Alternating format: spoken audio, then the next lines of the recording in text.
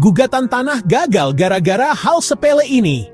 Pernah nggak sih kamu dengar ada orang yang udah punya sertifikat tanah resmi tapi malah digugat di pengadilan dan yang menggugat malah kalah?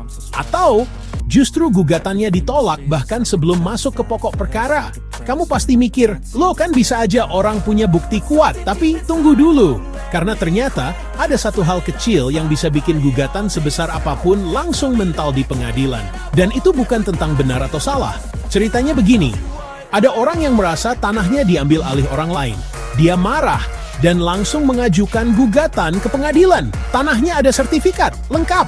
Tapi di dalam surat gugatannya, dia lupa menyebutkan satu hal penting, batas-batas tanahnya. Nggak disebut jalan apa, letaknya di desa mana, dan sebelah mana batas utaranya, selatannya, timurnya, baratnya. Pokoknya nggak jelas.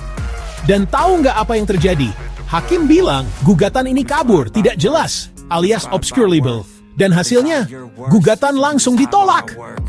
Yup, dalam hukum perdata, ketelitian dalam menulis gugatan itu segalanya. Mau tanahmu bersertifikat atau tidak, kalau kamu nggak jelaskan batas-batas tanah secara rinci, ya gugatan bisa dianggap nggak sah. Ini ditegaskan Mahkamah Agung lewat jurisprudensi penting. Putusan nomor 2626 KPD 2019 isinya jelas bahwa sertifikat tanah itu bukti kepemilikan, bukan bukti batas fisik tanah. Jadi kalau kamu mau mengajukan gugatan tanah, jangan cuma bawa bukti. Pastikan apa yang kamu tulis di surat gugatan itu jelas dan detail.